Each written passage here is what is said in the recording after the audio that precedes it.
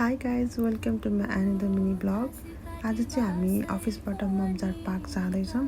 अफिसमा गएर एटेन्डेन्स लगायौँ अनि त्यसपछि सबैजना ट्याक्सी पक्रेर हामी चाहिँ पार्कतर्फ लाग्यौँ। 10 देखि 15 मिनटको दूरीमा चाहिँ यो पार्क रहेछ अनि हामी चाहिँ यहाँनिर लोकेसनमा पुगिसक्यौँ र टिकट लिएर भित्र जाँदैछौँ सबैजना। कस्तो राम्रो भ्युज रहेछ भने त्यहाँनिर बाफ्रे I'm obsessed with this view. क्या कति राम्रो कति पिसफुल वातावरण के त्यहाँ चाहिँ हाम्रो बस्ने ठाउँ थियो।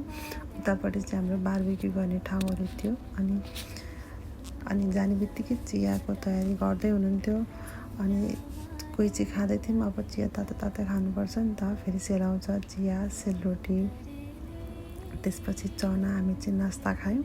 त्यसपछि अनि टिकटक बनाउनतर्फ लाग्यौँ। अब यसो रमाइलो त गर्नै पऱ्यो नि होइन। त्यसपछि अनि टिकटक बनाइसकेपछि फेरि हामी त गेम खेल्नतर्फ लाग्यौँ, पोइजन गेम। त्यो गेम खेलिसकेपछि फेरि अरू गेम पनि खेल्दै थियौँ कि हामी।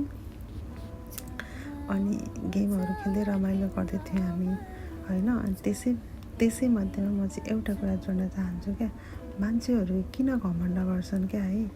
संसारको रीत हो क्या, मान्छे जन्मिसकेपछि एक दिन मर्नु अवश्य नै पर्छ। मान्छेको जीवनमा कहिले घाम कहिले छाया अनि कहिले आँसु त भइहाल्छ नि। त्यो उतार चढावलाई आफूले सहजै पार गर्न सक्नुपर्छ।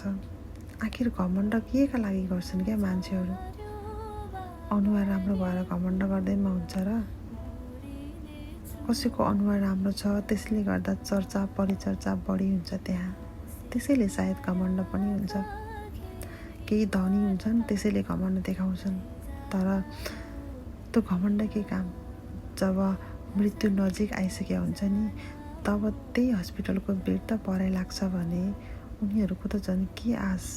मृत्युसँग बाँच्नका लागि सङ्घर्ष गरिरहेको बेला आफ्नै परिवारले त साथ दिन सक्दैन, मृत्यु रोक्न सक्दैन भने हिजो अस्ति भेट भएको मान्छेको विश्वास गरेर कसरी बस्नु। घमण्ड पनि त्यति मात्र देखाउनु जति अरूले देख्दा पनि राम्रो होस्।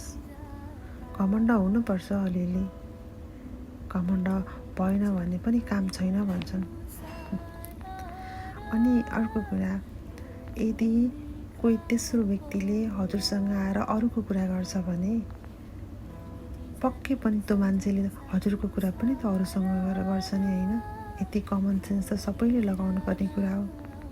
त्यसैले त्यस्ता मान्छेहरूबाट टाढै बस्नुहोस् जो आफ्नो मतलबको लागि अरूलाई जुदाउने बजाउने गर्छ। त्यसो भयो नि।